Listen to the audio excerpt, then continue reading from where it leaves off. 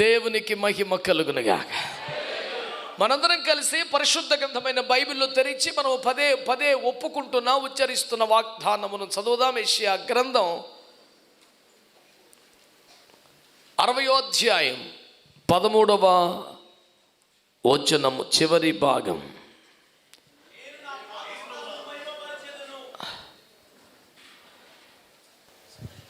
నేను నా పాద స్థలమును మహిమపరచెదను. ఆమేన్. ఒక్కసారి అందరూ స్వరమెత్తి ఆమేన్ అనండి. నేను నా పాద స్థలమును మహిమపరచెదనని వాగ్దానం చేస్తున్న దేవునికి స్తోత్రం చెబుదాం.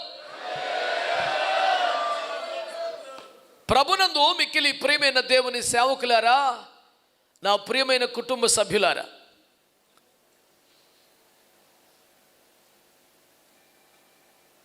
ఎక్కువ సాగతీత లేకుండా సూటిగా సుదీర్ఘమైన విశ్లేషణ అవసరం లేకుండా కట్టే కొట్టే తెచ్చే ఫార్ములాలో ఈ ఉపదేశాన్ని మీ ముందుకు తీసుకొస్తున్నాను. ఆయన మనకిస్తున్న వాగ్దానం, నేను నా పాద స్థలమును మహిమపరచుదును అని. ఆయన పాద స్థలం అంటే ఏది? ఆయన మందిరమే. ఆయన మందిరం అంటే ఎవరు? మనమే. దేవునికి మహిమను ఆరోపించడానికి సృష్టించబడిన మనం, పాపము ద్వారా మహిమను పోగొట్టుకున్న మనం, కలువరి శిలువలో మనము కోల్పోయిన సమస్తము తిరిగి మనకు తెచ్చి ఇచ్చుటకే మరణించి, పాతాళములోనికి వెళ్ళి మరణ వేదనలు భరించి మనము కోల్పోయిన సమస్తాన్ని తిరిగి తెచ్చి మన చేతికి ఇచ్చిన యేసు ప్రభు యొక్క సంపూర్ణ శిలువ రక్షణ కార్యంలో భాగంగా సమకూర్చబడిన మహిమను మరలా పొంది మహిమగల సంఘముగా భూమి మీద ప్రకాశించుటకు దేవుని చిత్తము, దేవుని ఏర్పాటు, దేవుని కార్యము నెరవేర్చుట ఈ సంవత్సరపు వాగ్దానమని మీకు జ్ఞాపకం చేస్తున్నాను. బైబిల్లో ఉన్న వాగ్దానాలన్నీ మన కొరకే. అర్థమైందా? అయితే అన్ని వాగ్దానాలు ఏకకాలంలో నెరవేరవు కదా, అలాగే ఏకకాలంలో వర్తించవు కూడా కదా. హలో, ఒకే సమయంలో అన్ని వాగ్దానాలు వర్తిస్తాయా? ఇప్పుడు ఈ చిన్న బాబు ఉన్నాడు, అన్ని వాగ్దానాలు వర్తిస్తాయి. నీ లోకిటి నీ భార్య ఫలించు ద్రాక్ష వల్లే ఊడునని ఏమన్నా తెలివుందా? ఆ వాగ్దానం బహుశా ప్రభు చిత్తమైతే అక్కడ రాకపోతే అని అనుకోలే, ఉంటాడు. ఉంటే ఓ 25 ఏళ్ళ తర్వాత ఎప్పుడుకో. కనుక అంటే ఊరక కొంతమందికి వాదించడం ఇష్టం, ఆడికి ఏసయ్య కంటే ఏసయ్య గురించి డిబేట్ చేయటం ఇష్టం. అలాంటి మనుషులు ఈ రోజున పాస్టర్లో కొన్ని 100 మంది ఉన్నారు. ఈ వీధిలో సుమారు చెప్తాను, అడిగి పెద్ద పేరే పని రాదు. కెమెరా ముందు డిబేట్ చేద్దామంటే రైస్ రక్తం వేయి అటు మూమెంట్ అటు ఉండిద్ది. ఎక్కడ విగ్రహారాధన చూసినా, ఎక్కడ పాపం చూసినా, ఎక్కడ వ్యభిచారం చూసినా అపోస్తలులు పరితాపం పట్టలేకపోయాక సువార్త చెప్పాలని మంట కలిగేదంట. ఇప్పుడు అటు పోయింది, ఎక్కడ కెమెరా దొరికితే అక్కడే రక్తమే జయం. అది రోడ్డు పక్కన మొన్నొకడు ఆ రోడ్డు మీద బిజ్జి మించేసాడంటే పిల్లలు చెప్పారు నాకు. వెనకాల కొండ యువతల బిడ్జి యువతల కార్లు వెళ్ళిపోతాను అక్కడ చేస్తాను. ఆడికి కెమెరా ఉంటే దానిలో రోడ్డు అయినా పర్లా. ఇట్లా వింత వింత కార్యకర్తలు బోల్డ్ మంది ఉన్నారు. ప్రియులారా, నేను మీకు చేస్తున్న మనం ఏమిటంటే, మనం ఆయన పాద స్థలముగా మనము బ్రతకగలిగితే దేవుడు మహిమను సంఘానికి ఇవ్వబోతున్నాడు. సంఘం మీదకి దేవుని మహిమ దిగి రాబోతుంది. గుడారం మీద దిగి వచ్చిన దేవుని మహిమకు మించిన మహిమ రాబోతుంది. సొలొమోను దేవాలయం మీదకి వచ్చిన మహిమ అంతకు మించి సంఘం, కడవరి సంఘం మీదకి రాబోతుంది. మోషే ముఖం మీదకి వచ్చిన మహిమను గురించి 2వ కొరింథీ పత్రిక 3, 14, 15, 16, 17 వచనములలో పౌలయ్య గారు మాట్లాడుతుంది. తగ్గిపోయే మహిమ మన మీదకి వచ్చేది అయితే అంతకంతకు అధికమయ్యే మహిమ అని చెప్పాడు. దేవుడు తన పాద స్థలమును మహిమపరుస్తాడనే విషయాన్ని ఎంత విపులంగా, వివరంగా, భయభక్తులతో మనము ప్రకటిస్తున్నా ఇంకా చాలామంది మా మహిమ మనుషులకేంటి బుద్ధి ఉందా అని కలబడిపోతున్నాడు. పాప వాడికి ఎంత ఉందో బుద్ధి, మరి నాకు అర్థమవుతలేదు. రే మందబుద్ధి, నీకు తెలియజేయు సువార్త ఏమనగా, దేవుని మహిమ మనుషులు కాదురా, ఆయనకు చెందవలసిన మహిమ, ఆయనకి ఇవ్వాల్సిన మహిమను సక్రమంగా, సవినయంగా, సంపూర్ణంగా ఆరోపించుచున్న వారికి కేటాయించిన మహిమను ఇస్తూ ఉంటాడంతే. ఈ మొక్క బాగా అర్థం అవటానికే పదే పదే సూర్యుని మహిమ వేరు, చంద్రుని మహిమ వేరు అంటూ కూడా పదే పదే 1 కొరింథీ పత్రిక 15లో వచ్చిన అన్ని చెబుతూనే ఉన్నాం. వినరు గనుక సంగతి వినకుండా ప్రత్యుత్తరం ఇచ్చి అద్భుతమైన జ్ఞాన ప్రపూర్ణులు కుప్పలు తెప్పలున్నందున వారికి సవినయ మనవి, దేవునికిచ్చు మహిమ కాదు, దేవుడిచ్చు మహిమ అని మీకు మనవి చేస్తున్నాను. అందరికీ వందనాలు. వందనాలు చెప్పాను, బలి అడుక్కోవాల్సి వస్తుందిరా బాబు. అసలు ఎంత బాగా కలిసిపోతే ఎట్టండి మీరు. Happy new year. అమ్మయ్యా, కలిసిపోతున్నారు ఏంది మీరు. అయితే నేను ఈ మాట ధ్యానిస్తూ ఉండగా 31వ తేదీ రాత్రి నూతన సంవత్సరం అడుగు పెడుతున్న వేళ ప్రభు నా హృదయం మీద బలముగా ముద్ర వేసిన వచనాన్ని మీ దృష్టికి ఈ పూట తేవాలని నేను ఆశపడుతూ ఉన్నాను. అది దాటి వచ్చినా నేను ఆ వచనాన్ని వదిలి రావటం లేదో, ఆ వచనం నన్ను వదిలి నాకు విజయబాబు అదే అన్నాడు. చెప్పేశాం కదా, అయిపోయింది కదా అని మేము దాన్ని దాటి ఇంకో దగ్గరికి వెళ్తాం, నువ్వు వదులుతా లేదన్నా దాన్ని పట్టుకుంటున్నావు, నీకు మాకు అక్కడే తేడా వచ్చేస్తుంది అన్నాడు. అంటే తేడా అంటే ఏదో గొడవ వచ్చేసిందని కాదు. పీటర్ కానీ విజయబాబు కానీ ఒక సందేశం అయిపోయిన తర్వాత నా గదిలోకి వస్తే ఆ సందేశంలో ప్రభు ఏ కోణంలో మాట్లాడాడు, ఏ కోణంలో వారిని దర్శించాడు, ఏ కోణంలో కొత్తగా అనిపించింది, ఏ కోణం మంచిగా, ఇవన్నీ మళ్ళీ మేము డిస్కస్ చేస్తూ ఉంటాం. భలే మంచిగా అనిపిస్తుంటుంది ఆ చర్చ, ఆ ధ్యానం భలే మజా అనిపిస్తుంటుంది. ఇంకా కొత్త విషయాలు తెలుసుకోవటానికి, రేపబట్టడానికి చాలా ప్రోత్సాహకరంగా ఉంటుంది. ఇక వాక్యపరిచయం అయిపోయింది కాబట్టి తినేసి వెళ్ళిపోతాం అన్నట్టుగా ఉండదు మా సహవాసం దాదాపుగా. దేవునికి స్తోత్రం కలుగునగా. హల్లెలూయా. అందరూ కూడా పరిశుద్ధ గ్రంథాలు తెరిచి ఆదికాండము 8వ అధ్యాయం 11వ వచనాన్ని చదివి పెడతారా? సాయంకాలమున అది అతని యొద్దకు వచ్చినప్పుడు త్రుంచబడిన ఒలీవ చెట్టు ఆకు దాని నోట ఉండెను గనుక నీళ్లు భూమి మీద నుండి తగ్గిపోయినని నోవహునకు తెలిసెను. దేవునికి స్తోత్రం చెప్పండి. హల్లెలూయా. మీరు ఒక్క మాట దయచేసి తలలు పైకెత్తి నా వైపు చూస్తా వినండి ప్రియులారా. ఇది మనందరం ఎరిగిన స్టోరీయే కదా, ఇక అంతగా పట్టి చదివేంత అవసరం లేదు. నన్ను చూస్తా వినండి. పాదస్థలం అనండి. అంటే దేవుడు కాలు మోపడానికి ఇష్టపడే, అంతే. పెద్ద లోతైన మర్మం కాదు, గొడవ గోత్రం లేదు, అన్నం చల్లారిపోయే అవసరం అంతకని రాదు, సులువుగా తెగిలిపోయే పని. జలప్రళయము తర్వాత ఒక కాకిని వదిలాడట. ఎవరు? నోవహు. కాకిని వదిలితే దాని బుద్ధిపాడు కానీ అది అటు ఇటు తిరుగుతుంది కానీ ఇప్పుడు ఆ తిరిగి చచ్చేదే ఇటు తిరగవచ్చుగా. ఇటు తప్ప ఎటైనా తిరిగిన కాకి మనలో ఎక్కడైనా ఉండునేమో అని జాగ్రత్త పడుడి.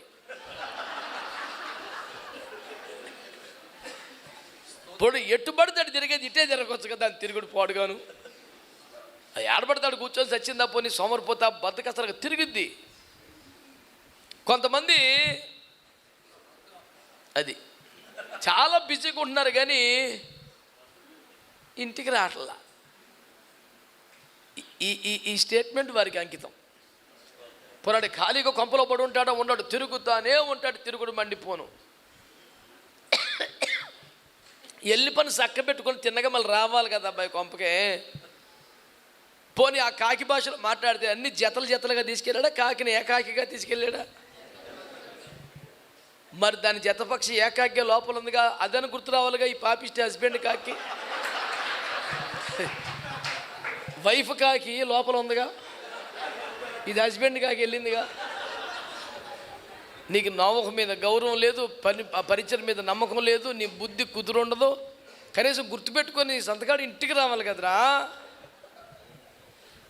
అప్పగించబడిన పరిచర్యలు చేయుచు నమ్మకముగా సహవాసమునకు గృహమునకు తండ్రి ఇంటికి చేరని కాకులకు ఈ వాగ్దానము వర్తించదు కదా. తిరిగి రమ్మని ప్రేమతో నేను ఆహ్వానం తెలియచేస్తున్నాను. చేరి వచ్చిన పావురములకే కాక అటు ఇటు తిరుగుతున్న కాకులకును ఈ వర్తమానము చేరునుగాక. హల్లెలూయా. మంచిది పిల్లరా. అది జరిగిన తర్వాత ఒక నల్ల పావురాన్ని విడిచిపెట్టాడట.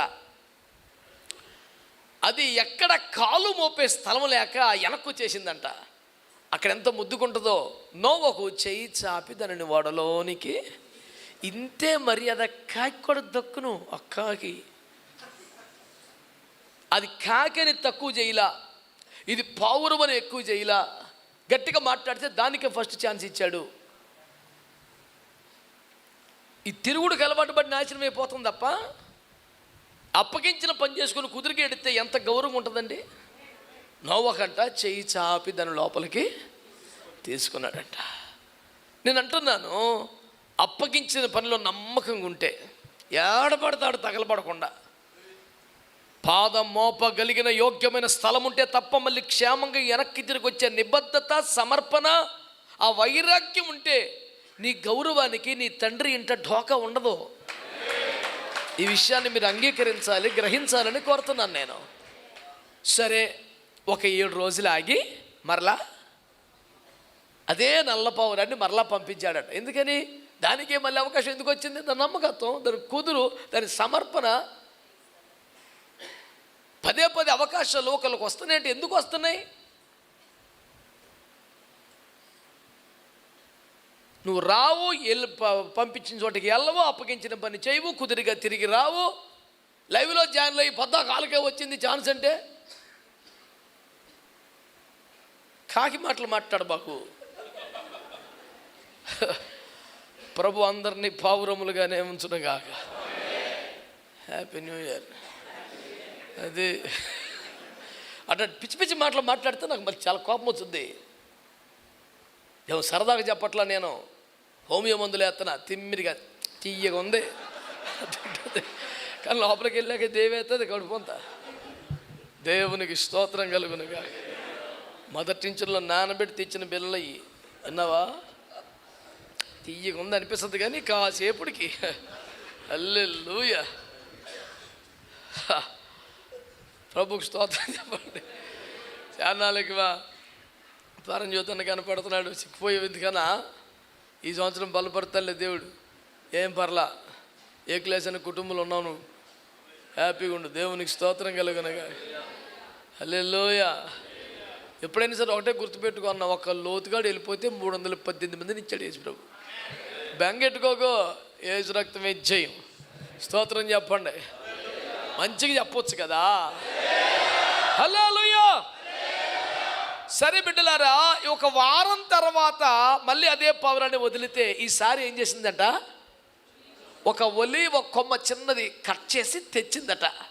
దాన్ని చూడగానే నోవహుకి జలములు తగ్గిపోయాయి, మనం భూమి మీద అడుగు పెట్టడానికి సరిపడా వాతావరణం వచ్చిందని అర్థమయ్యి ఇక ఉపక్రమించినట్లుగా వాక్యం తెలియచేస్తుంది. ఏమండి, ఈ పావురాన్ని బట్టి నేను ప్రభువుని స్తుతిస్తున్నాను. ఆ పావుర సమాచారాన్ని నమ్మి ఆ ప్రకారము చేస్తున్న నాయకుని బట్టి నేను దేవుని స్తుతిస్తూ ఉన్నాను. మీకు ఒక పరిచర్య అప్పగిస్తే, మీకు ఒక ప్రాంతాన్ని అప్పగిస్తే అంత గుడ్డి నమ్మకం, పిచ్చి నమ్మకంతో ఉన్నామని మీకు తెలియజేస్తున్నాం.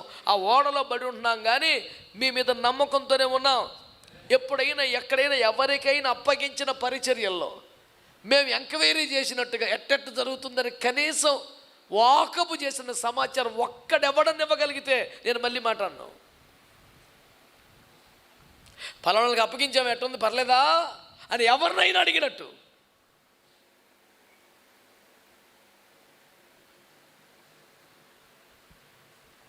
మా పావురం మీద మాకు నమ్మకం ఉంది. ఆమె దాని నోట ఆ చిన్న లేత కొమ్మ చిగురు కనపడితే హల్లెలూయా, హృదయాన్ని ఉప్పొంగిపోతాం. అది తెచ్చిన సమాచారం పరిపూర్ణంగా నమ్ముతున్నాం.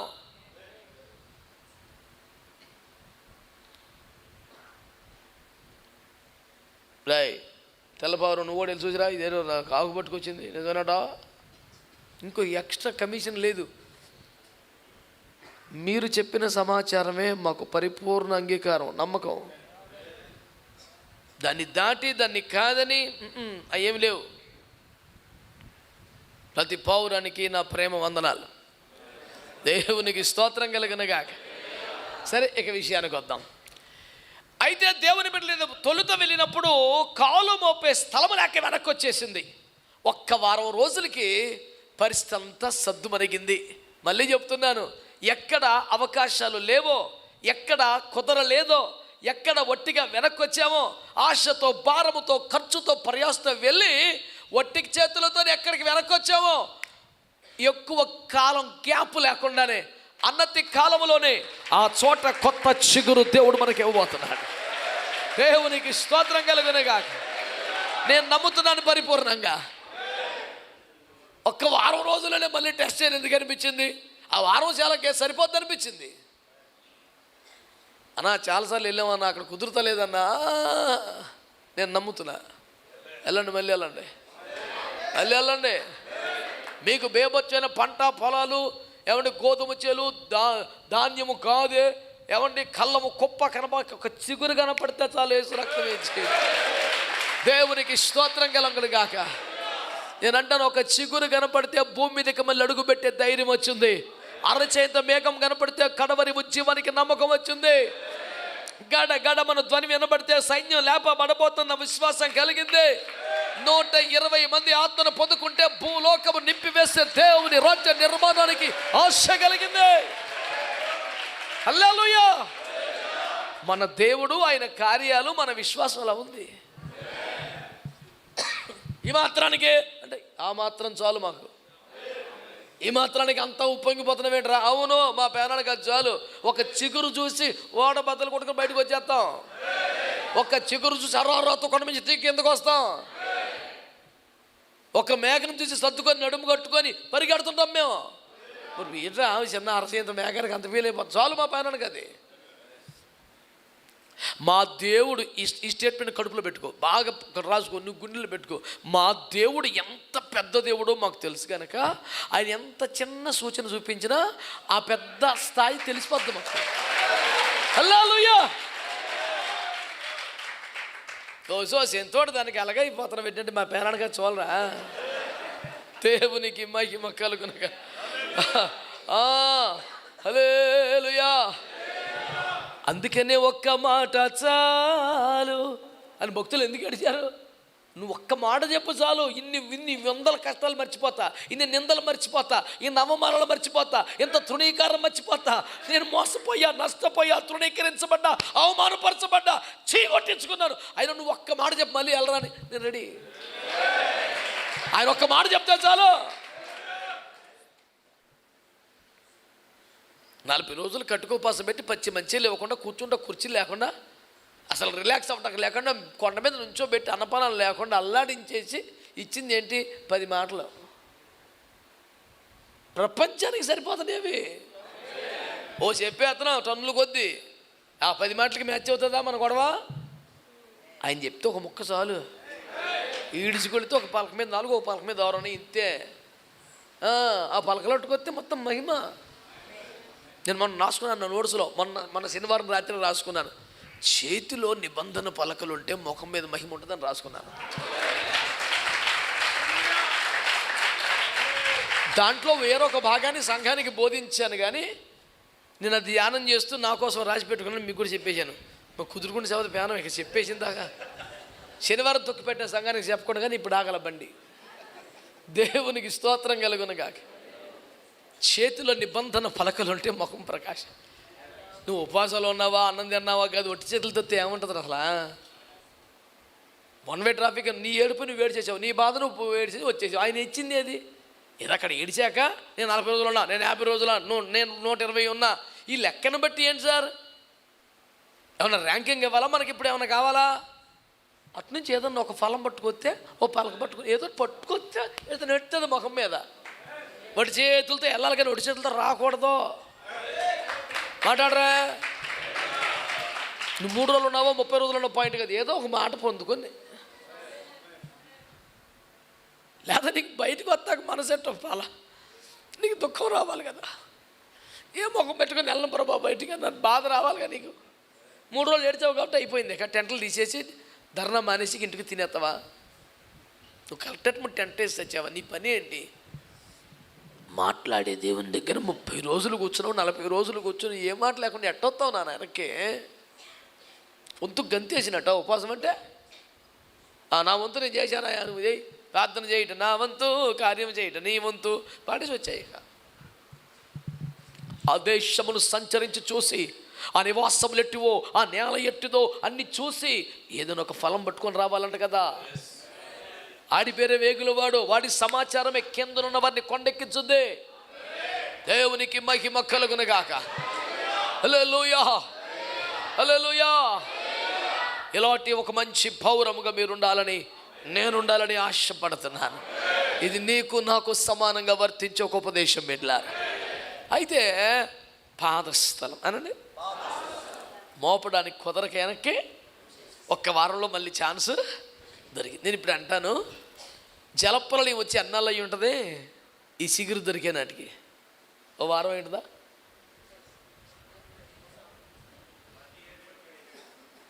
సింపుల్ లెక్క చెప్తాను మీకు. నేను అంత బాధ వేసుకోక్కర్లేదు.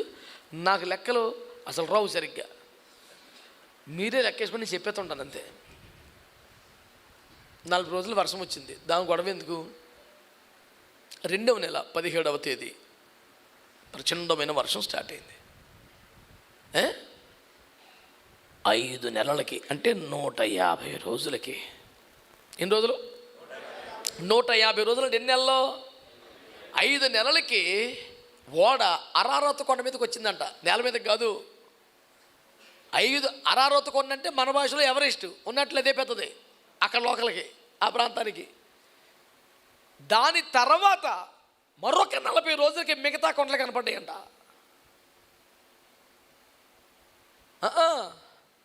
10వ నెలలో, 10వ నెలలో ఏది 7వ నెల 17వ తేదీ అంటే ఖచ్చితంగా 5 నెలలకి అరారత్ కొండ.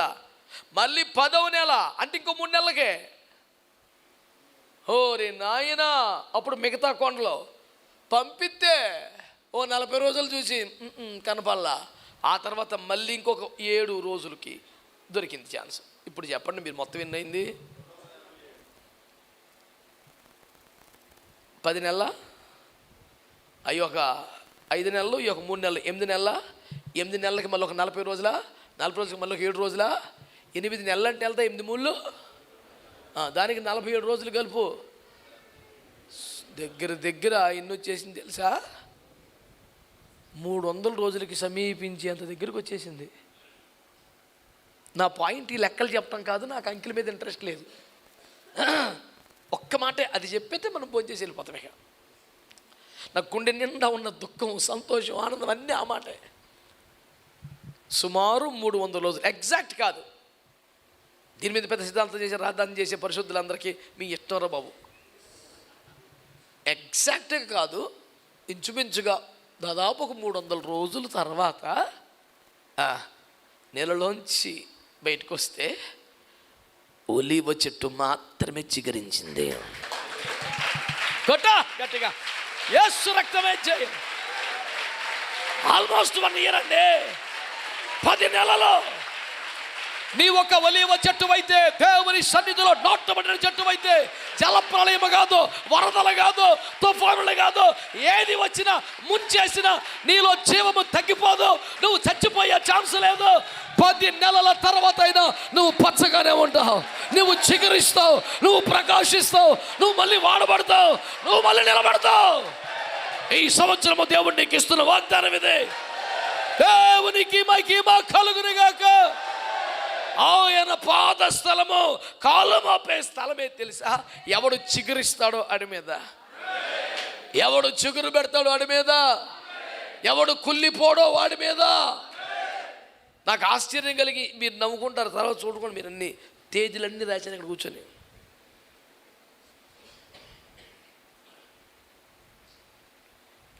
ఎందుకంటే నాకు ఎన్ని తారీఖులు గుర్తుంటాయో అని కాదు, అసలు నాకు అవసరం లేదు. అవి నాకు కావలసింది ఏంటి తెలుసా? సుమారు 10 నెలలు నీళ్ళ కింద మగ్గిపోతే హలో, సుమారు 10 నెలలు నీళ్ళ కింద మగ్గిపోతే నేను చెప్తున్న ఒక మాట విన్నారా, అది కుళ్ళిపోలేదు సార్. ఒక వారం కనబడకపోతే, ఒక నెల కనపడదు, ఎన్ని మధ్య కనపడతలేదు, మనోడు అయిపోయినట్టున్నాడు. అయిపోయిందా బడాయ్, అయిపోయిందా సేవ, ఈ మధ్య తగ్గిందండి, పోస్టర్లు కనపడతలేదండి. రాయ్, అదొకవేళ ఒలీవ చెట్టు అయితే, అదొకవేళ ఒలీవ చెట్టు అయితే, అది ఒకవేళ ఒలీవ చెట్టు అయితే దేవునికి మహిమ కలుగునుగాక. అది ఎంత కాలమైన కుళ్ళిపోయే ఛాన్స్ లేదు. దాన్ని మరుగుపరిచేది ఏదైనా రావచ్చు, వెలుగు పడనివ్వని మేఘమడ్డు రావచ్చు. హల్లెలూయా. నీ జీవము కనబడనివి జలములు నీ మీదకి పొర్లి పారవచ్చు, నీలోని జీవము నాశనమైపోయే ఛాన్స్ లేదు. నువ్వు మరలా చిగురిస్తావు సమా, నువ్వు మరలా ఎదుగుతావు సమా, నువ్వు మరలా కనబడతావు సమా. ప్రజలు నీ చిగురు చూడబోతున్నారా? ప్రజలు నీ పచ్చదనము చూడబోతున్నాడు. నిన్ను అణిచివేసిన జలప్రలయం ఏది కావచ్చు గాక, నిన్ను తొక్కివేసింది ఏది కావచ్చు గాక, నువ్వు మునిగిపోవటానికి ఎవరు కారణం కావచ్చు గాక, నిన్ను నిరుత్సాహపరిచింది ఎవరు కావచ్చు గాక, ఉన్న ఫలముగా వేదిక మీద నుండి, కొండ మీద నుండి కిందికి లాగి పడేసిన వాడు ఎవడు గాని, నీ ఒక ఒలీవ చెట్టు గనుక ఒక దినము రాబోతుంది, మరలా నీవు ప్రపంచములో అందరూ తొంగి చూస్తే, పరలోకం నుండి దేవుడు తొంగి చూస్తే, ఓ హల్లెలూయా, అంత మురుగు, అంత కుళ్ళిపోయిన పరిస్థితి, అంత ఒండ్రు, అడుగు పెడితే జారిపోయే పరిస్థితి, అన్ని చచ్చిపోయిన కలేబరాల పరిస్థితి. ఇంత మధ్యలో ఒక చిగురు కనబడుచున్నది, ఒక చిగురు కనబడుచున్నది.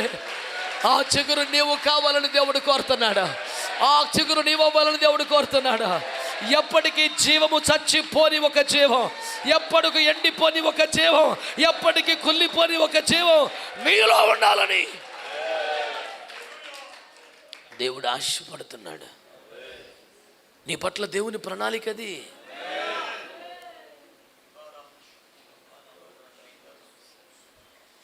ఉదయమున వికసించి సాయంత్రానికి వాడిపోయే గడ్డి పువ్వు కాదు నీవు సేవకుడా. ప్రళయముల తర్వాత కూడా చిగురిచే ఒలీవ చెట్టు.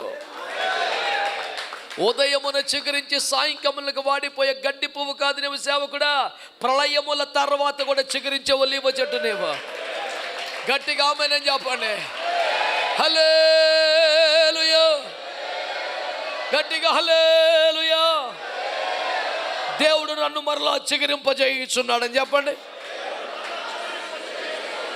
దేవుడు నన్ను కుళ్ళిపోనివ్వడు. నా దేవుడు నన్ను ప్రేమించుచున్నాడు గనుక నేను చావను, సజీవుడినై నా దేవుని మహిమ పరచబోతున్నాను. గట్టిగా చప్పట్లు కొట్టి ప్రభుని కనపరచండి. నోరారా స్తుతిస్తూ చప్పట్లు కొట్టండి. చిగురు పెట్టే కృప, చిగురింపజేసే కృప, మరలా బ్రతికించే కృప సమృద్ధిగా పరిశుద్ధాత్మ ఒక్కొక్కరికి నిశ్చయముగా ఇప్పుడే అనుగ్రహించునుగాక. హల్లెలూయా, హల్లెలూయా.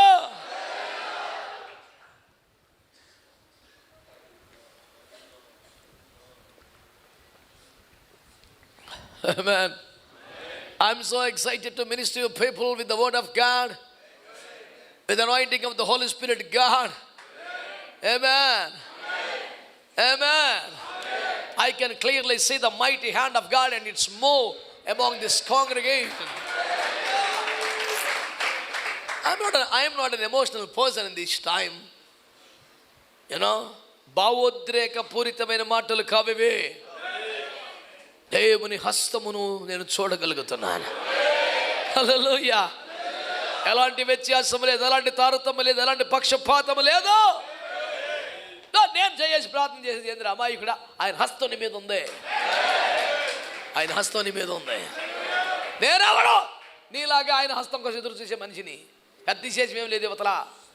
హలో, ఏమీ లేదు, ఏమీ లేదు, ఏమీ లేదు.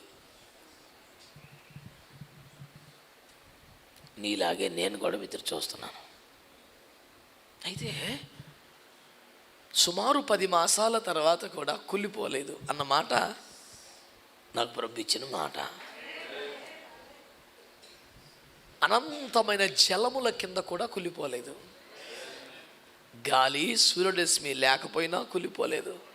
ఎన్ని రాసుకున్న మాటలో, సూర్యరశ్మి లేకపోయినా, గాలి వీచకపోయినా, అనంత జలముల కింద నానిపోయినా కుళ్ళిపోలేదు. సేవకుడా, ప్రతివారి జీవితం నీకే కాదు నాన్న, బిడ్డా నీకే కాదు, ప్రతివారి జీవితంలో ఒకసారి గాఢాంధకారం కూడా వెళ్ళాల్సి వస్తుంది. ఒక్కసారిగా ఎవరు కనపడరు, ఏముండదు, అంత అంధకారం పిచ్చెక్కిపోద్ది. అందరూ కాదు, దేవుడు కూడా నన్ను వదిలేశాడు అనిపిస్తుంది. గాఢాంధకారపులోయ చివరి మధ్యలో కాదు, మధ్యలో పాయింట్ అది. ఏంటి సడన్ నన్ను వదిలేస్తారు అందరూ, ఏమైంది, నేనేం పాపం చేశా? అది చిన్న మజిలీ. దాని తర్వాత ఏముంటే తెలుసా? గిన్నె నిండా పొర్లి అభిషేకం ఉంటుంది. దాని తర్వాత గిన్నె నిండా పొర్ల అభిషేకం ఉంటుంది. దాని తర్వాత శత్రువులు ఎదుట భోజనం ఉంటుంది. కారణం దుడ్డు కర్ర దండము నీకు తోడుగా ఉంటుంది. కృపాక్షేమములే వెంట వస్తాయి. చిరకాలము చిరకాలము చిరకాలము నువ్వు యెహోవా మందిరములో ఉంటావు. స్వతంత్రించుకుని వారందరూ ఆమేనండి. హల్లెలూయా, హల్లెలూయా. మహిమ నీదే, ఘనత నీదే, మహిమే ఇచ్చే త్యాగం నీదే. ఒక చిగురివ్వడా, తన మహిమను నీకు ఇచ్చే పేదను. ఏమిటా అల్ప విశ్వాసం? పరిస్థితులు చూడొద్దు. చుట్టూ ఉన్నది గాఢాంధకారం. ఎందుకు చూస్తున్నావు? ఎంత చూసినా చీకటేగా, ఏం కనపడదు. ఒకసారి అటు చూడు, ఒకసారి అటు చూడు. శత్రువు ఎదుట భోజనం. బహుశా నేను అనుకుంటాను, ఇతనికి ఏమీ కనపడకుండా చేసిన టైంలో, గాఢాంధకారం కదా, ఏమీ కనపడదు కదా, ఆ టైంలో బల్ల ఎత్తున్నాడు. అక్కడ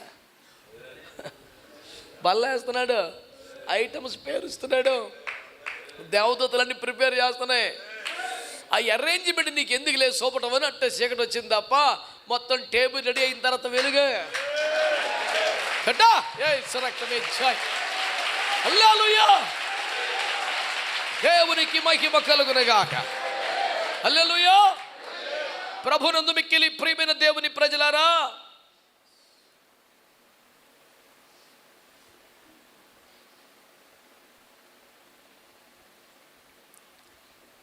ఈవెన్ ఆఫ్టర్ 10 months, ఆల్మోస్ట్ 10 మాసముల తర్వాత కూడా ఒలీవ కుళ్ళిపోలేదు. నేను చాట్ జీపీటీలో కూడా ఎందుకు, what is the uniqueness of olive అని కొట్టాను ఇందాక, జస్ట్ వచ్చే ముందు కొడితే లాంగ్ లివ్నెస్ అని రాశాడు. Some olives lives 100s and some 1000 years also అని రాశాడు. ఒక 1000 సంవత్సరాలకు చెట్టు ఏందని అర్థం పడతాం లేకుండా. ఒలీవల ప్రత్యేకత ఏమనగా దీర్ఘకాలము బ్రతుకుటే. ఆ స్క్రీన్ షాట్ తీసుకొని సేవ్ చేసి పెట్టుకున్నా నేను. ఒలీవ యొక్క ప్రత్యేకత ఏమిటి అని కొడితే, ప్రపంచంలో ఉన్న సమాచారం అని తెలుసా? ఆ దీర్ఘకాలము బ్రతుకుట, కొన్ని 100 సంవత్సరాలు బతుకుతుంది, కొన్ని 1000 సంవత్సరాలు బతుకుతాయి అంట. ఒక ముక్క చెప్పాలంటే సావులేంది. దాని స్పెషాలిటీ ఏంటి చెప్పండి? నువ్వు చంపలేవురా నాయన, అది ఒలీవా. ఓరి బాబాయ్, మొదటి శతాబ్దం నుంచి ట్రై చేస్తున్నారు సార్. తగలెట్టేసేవాళ్ళు కొంతమంది, నరికేసేవాళ్ళు కొంతమంది, ఏ రక్తం వేసే మళ్ళీ. జాతి లక్షణం ఏమిటా? జాతి ఒలీవా. ఒలీవ జాతి లక్షణం అది. దేవునికి స్తోత్రం కలుగునుగా. ఎవడికి ఎట్ట కావాలి తట్ట వేసుకొని నాకు తిప్పలేదు. హల్లెలూయా. మీ ఇష్టం, వదిలేసాయిక మీ ఇష్టమే.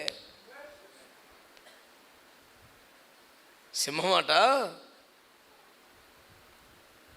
ఏదైనా జంతువు చంపి తిన్న మిగిలి వదిలేసిన పదార్థం తిందంట, అదే ఫ్రెష్గా కుట్టుకొని తింటుందంట. అదే కష్టపడి ఫ్రెష్గా కోరుకున్న జంతువుని కొట్టుకొని, అది దాని హక్కు కదా, కష్టార్జితం కదా, సగం తింటే గొప్ప అంట. చిన్న చిన్న జీవులు ఉంటాయిగా, హైనాలని తోడ ఈ బ్యాచ్ వదిలేస్తుందంట. సైజులో దానికన్నా పెద్దవి ఉన్నాయి, వేగంలో దానికన్నా పెద్దవి ఉన్నాయి, హైట్లో వెయిట్లో దానికన్నా పెద్దవి ఉన్నాయి, అయినా అదే కింగు. ఎందుకు తెలుసా? టాప్ సెక్యూరిటీ రోజు తిందు, ఎవరికి నచ్చకపోయినా. Line doesn't it every day. 4-5 రోజులకి, వారం రోజులకి, 10 రోజులకి తింటుంది ఒకసారి, రోజు తిందంట. అసలే నాన్ స్టాప్గా మేచేయి అంటే మీరు నన్ను అడగొద్దు.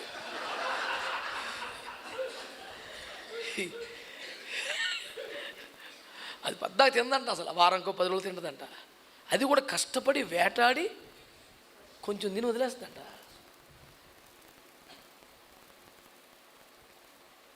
మీకు అర్థమైతే ఎక్కువ తినకండి. ఇవ్వాలి గురించి కదా నేను చెప్పేది. తల్లులు మీకోసం కష్టపడి ఉండారు, అటు చేయబాకండి. ఇది అయిన తర్వాత అది అమలు చేసుకోండి. దేవునికి స్తోత్రం.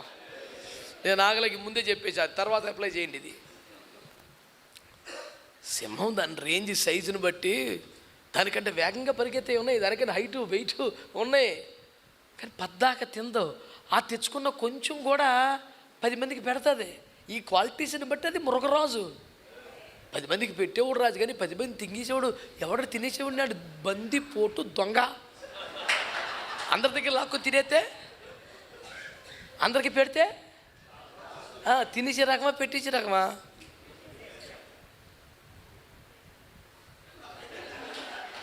కింగా తీఫా, కింగా తీఫా.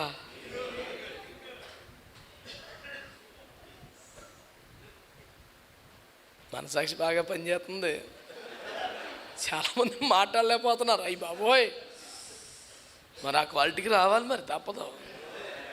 దేవునికి స్తోత్రం కలుగునగా. హల్లెలూయా.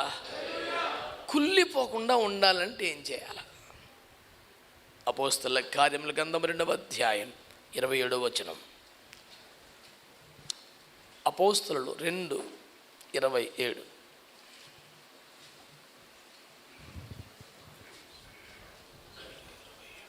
నీవు నా ఆత్మను పాతాళములో విడిచిపెట్టవు, నీ పరిశుద్ధుని కుళ్ళు పట్టనీయవు. ఆమేన్ అనండి, అనండి గట్టిగా.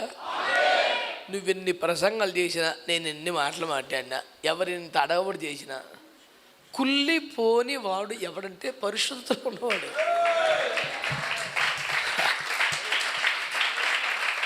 మరి ఇందాక వాగ్దానం చెప్తే చెలరకపోయారు.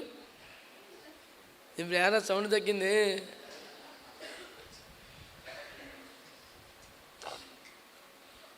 బాగా చెప్పినట్టు చెప్పి మళ్ళీ లేనిపోని మెలికెట్టేవేంటి అన్నాడు.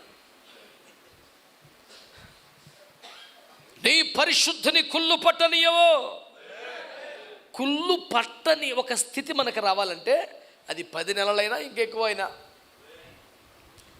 ఎంత గాఢాంధకారంలో ఉన్నా, సూర్యరశ్మి తగలకపోయినా, గాలి వీచకపోయినా, వెలిగే లేకపోయినా, చీకట్లో నీళ్ళలో నానిపోతున్నా, అసలు కుళ్ళిపోయే పరిస్థితి నీకు రాకూడదంటే, నీలో జీవం అలాగే ఉండాలంటే పరిశుద్ధతలోకి రావాలి.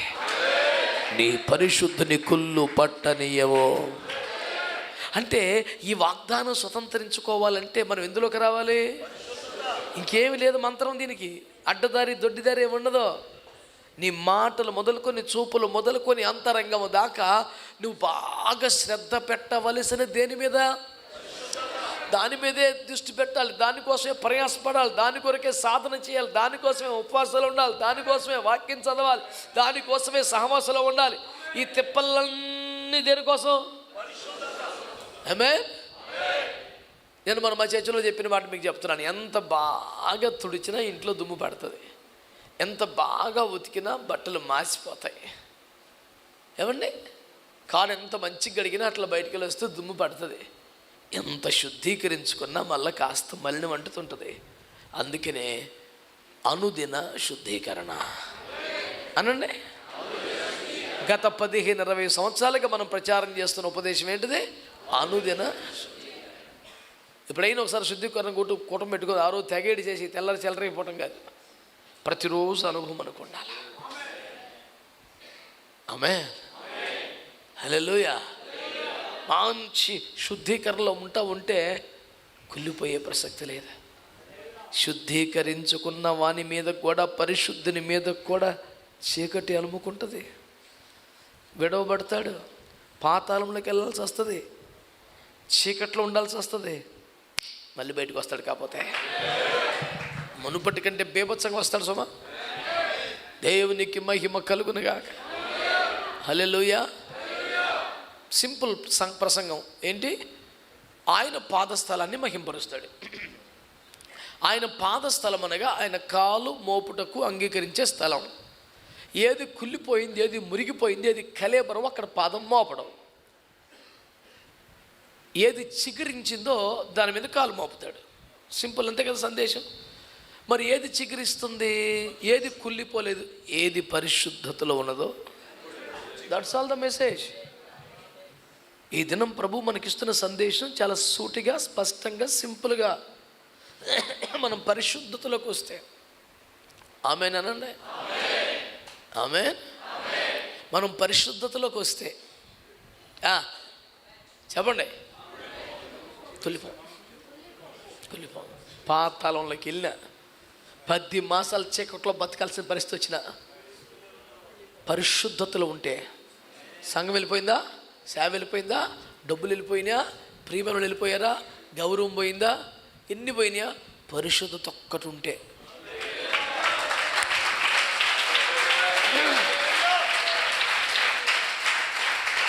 ఆమె పౌరం కూడా నల్ల పౌరం అని రాశాడు, పని కట్టుకుని రాశాడు కదా. ఏమండి, నేను 40 కాబట్టి అది కాకిలాగా ప్రవర్తించిందా? అంటే వెలుచూపుకి పై చూపుకి ఇంచుమించుకు ఒకలాగా ఉండొచ్చు, నీ క్యారెక్టర్ మాత్రం సపరేట్గా ఉండాలి. హల్లెలూయా. ఈ విషయాన్ని చాలా జాగ్రత్తగా ఉండాలి.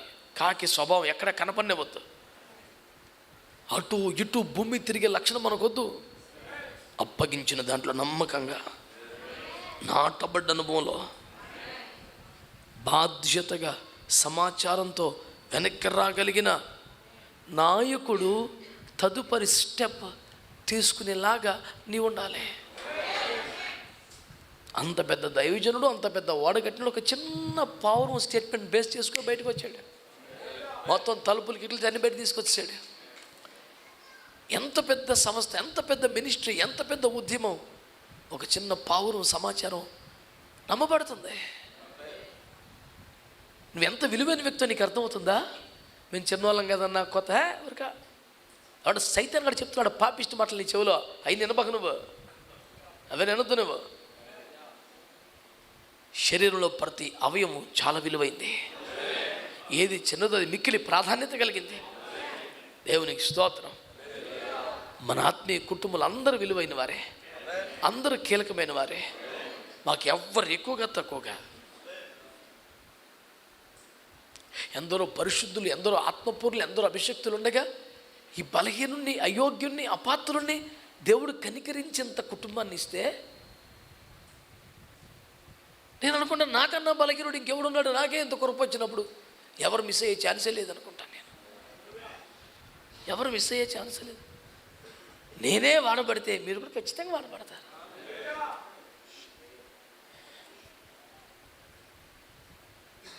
వాగ్దాన గీతం పిల్లడు హైపిచ్లో చేశాడు. అతను హైటే, అతను స్వరం హైపిచ్చే, అలవగ్గా చేసి పడేశాడు. ఏ లెక్క లేకుండా పాడి పంపించేశాడు. ఆయన దానికి టిట్టని ఆయన పంపించేశాడు. అన్నా పాడేసే అన్నాడు. ఆడపాడి చేసేది ఒకటిలోనే సావలు ఎలా మేము 3లో 4లో తీసి పెట్టి అడదత్తాం మేము. ట్రై చేశా వల్ల వీళ్ళిద్దరు కలిసి చెరుకు పక్క నుంచొని ఏం కాకుండా పాడించారు నన్ను. ఆ రోజు తిండి తిప్పలు కూడా లేవు, ఆకలి 3:30 అయిపోతుంది, ఓపిక లేదు. ఆ టైంలో నేను వెళ్ళిపోతే మళ్ళీ దొరకడి మనిషి కొర్రమిని చేపలాగా జారిపోతున్నాడని నన్ను ఎత్తుకెళ్ళి స్టూడియోలో పడేశారు. ఏసు రక్తం వేయించి అడి నా ఓపిక లేదు. మామూలు ఫుల్గా తింటే బలంగా ఉంటేనే ఆ స్కేల్ పాడి సావలు. ఎప్పుడు అసలు ఓపిక లేదు, అన్నం లేదు, నీరసం వచ్చేది. నేను బాగాలేనంటే ఏం కాదు, నేను నాకు బాగోలేదు, నా వల్ల కాదు అంటే నాకు కెమెరాలు పెడుతూనే ఉన్నారు, లైట్లు పెడుతూనే ఉన్నారు. వాళ్ళ విశ్వాసం వాళ్ళది, నా మీద కాదు, వాళ్ళ మీద వాళ్ళకి. మేము పాటించగలం. ఒక పక్కన ఇటు, ఒక పక్కన ఇద్దరు నుంచొని ఏదో చేశారు. మేము మాయ చేసి పడేశారు నన్ను అంతే. ఇంకా తిప్పలు పడుతున్నాను, ఈలో పెట్టంటున్నాడు. అయిపోయింది, వచ్చాయండి. ఇది ఎప్పుడు రాండి, అయిపోయింది, వచ్చాయి, వెళ్ళిపోదాం. మామూలు కాదండి వాళ్ళిద్దరు. అమ్మో,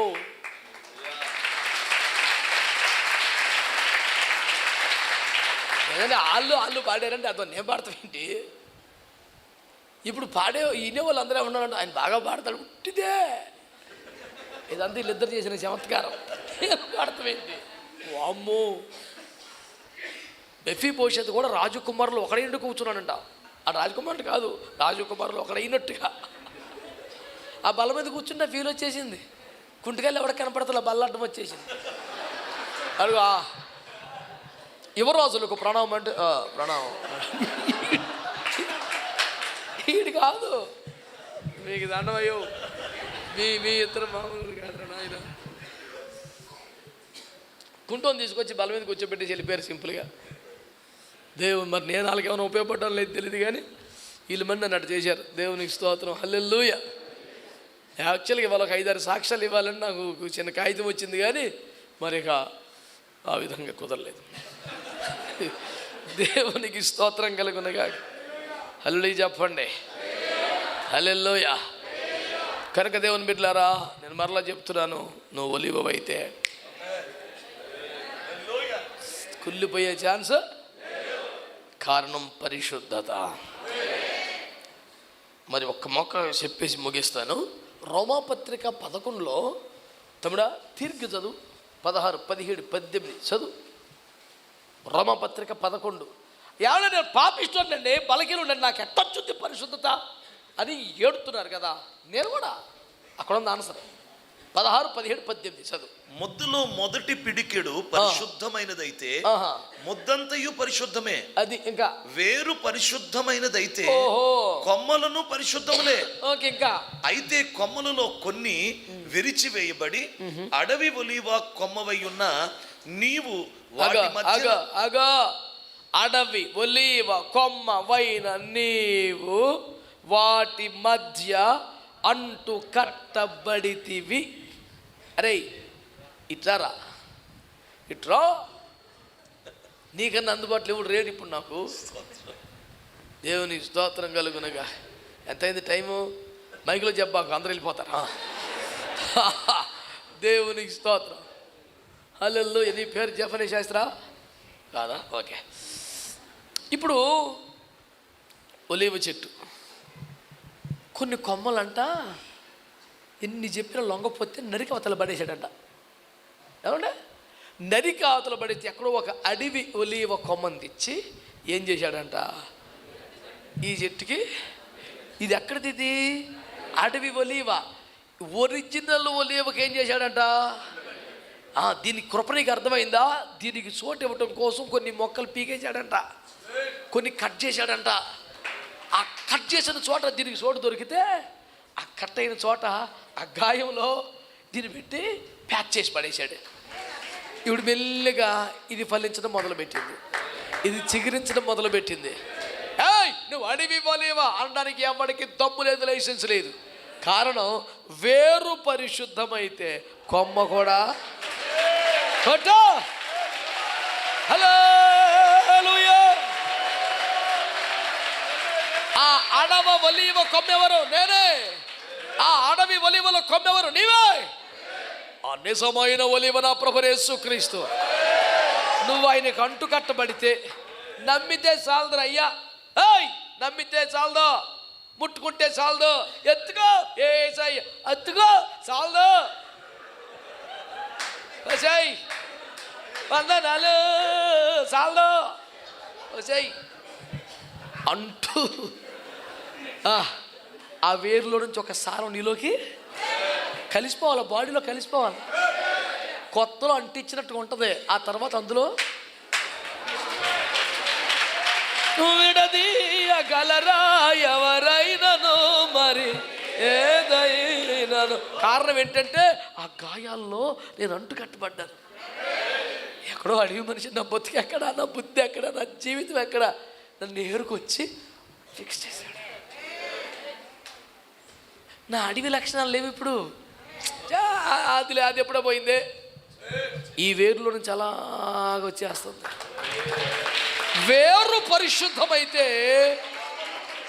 చెప్పు గట్టిగా, చెప్పు గట్టిగా, నీ వేరు విగ్రహమా, నీ వేరు మనిషా, నీ వేరు కులమా, నీ వేరు మతమా, నీ వేరు డినామినేషనా, నీ వేరు యేసయ్య అయితే, నీ వేరు యేసయ్య అయితే నువ్వు ఎట్టెండిపోతావు నానా. ఆ వేరు పరిశుద్ధం కాబట్టి నీవు కూడా దేవునికి స్తోత్రం కలుగునగా. హల్లెలూయా. వేరు యేసయ్య అంటే అర్థం ఏంటంటే ఆయన కనబడకుండా జీవం ఇస్తున్నాడని, నీ జీవితంలో మరుగుయుడి నిన్ను బతికిస్తున్నాడని, నీవే గొప్పనుడు నిన్ను మాత్రమే కనపరిచి తాను మరుగై నీకు ఊపిరి పోస్తున్నాడని, నువ్వు నిలబడుతుంటే, ప్రార్థిస్తుంటే, మాట్లాడుతుంటే, కార్యాలు జరుగుతుంటే నువ్వు చాలా గొప్ప వ్యక్తిని అనుకొనుచున్నారు. ఆ వేరు తాను మరుగై నీకు ఇది ఎంత ఇస్తుంది. Is it not Happy New Year to you? Yes, it is Happy New Year because నాకు ఒక వేరు ఉన్నది. అరే దిక్కులేనోడు రేడు తన్ని సంపెత్తుడికి దిక్కులేదంటున్నారు. కాదు, నాకు ఒక వేరు ఉన్నది. అక్కడి నుంచి నాకు జవజీవములు అందుచున్నవి, అది నన్ను బ్రతికించుచున్నది. వేరు పరిశుద్ధమైతే,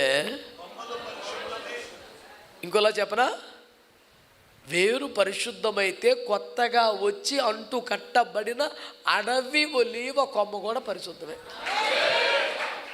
దేవునికి స్తోత్రం కలుగునగా.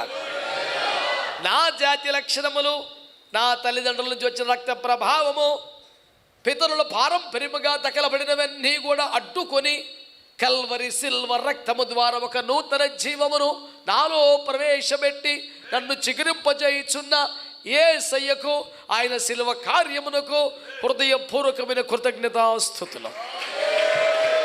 హల్లెలూయా. ఒక 10 సెకండ్లు ఒక అల్లాడించు అర్పణ దేవునికి ఇవ్వండి.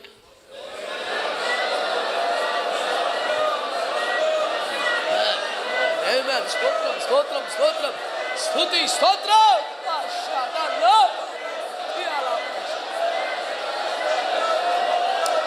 ఆమేన్. అందరూ మంచిగా హల్లెలూయా హల్లెలూయా హల్లెలూయా. ఇంకా చాలా ఉపదేశం ఉంది, కానీ నెక్స్ట్ ఆదివారమో ఎక్కడో ఏదో వాగ్దాన కోటంలోనో ఎక్కడో దగ్గర చెప్తాను, లైవ్ ఎత్తాను, అది నోట్ చేసుకోండి. నీకు ఇప్పుడు టైం లేదు. దేవునికి స్తోత్రం కలుగునగాక. ఒక్కటి మాత్రం చెప్పగలను, నీలో పరిశుద్ధత ఉన్నంత వరకు నువ్వు కులిపో. నీ వేరు యేసయ్య అయినంత కాలం నువ్వు చిగురు పెడుతూనే ఉంటా. స్తోత్రం చెప్పండి. హల్లెలూయా. యేసయ్య మొద్దునకు ఒక్క మాట చెప్పనుండి, నువ్వు నరికబడినా మళ్ళీ చిగురిస్తావు. నువ్వు నీళ్ళ కిందికి గాఢాంధకారంలోకి వెళ్ళిపోయినా చిగురిస్తావన్నాను. ఆమేన్. నువ్వు అడవి ఒలీవ కొమ్మవైనా చిగురిస్తావన్నాను. మూడో మాట, పరిస్థితులు కానీ వ్యక్తులు కానీ నేను నరికి పాడేస్తే కూడా నువ్వు మరలా చిగురిస్తావు. మనల్ని చిగురింప చేస్తున్న యేసుక్రీస్తు ప్రేమగల హస్తములకు మిమ్మల్ని అప్పగిస్తూ, నన్ను నేను అప్పగించుకుంటూ, నిశ్చయంగా దేవుడు ఈ వాగ్దానములు ఎప్పటిలాగానే ఇప్పుడు కూడా నెరవేర్చుటకు ఆరంభించి మనల్ని ఈ చిగురును బట్టి తాను కాలు మోపుటకు ఇష్టపడే పాదస్థలముగా స్థిరపరిచి తాను ఇవ్వనుద్దేశించిన మహిమనంతా ఇచ్చి మన బ్రతుకు, మన సేవ ఈ సంవత్సరం మహిమ గలదిగా మార్చివేయునుగాక. It is not just a happy new year but a glorious year. May God bless you all. ప్రార్థన చేసుకుందాం.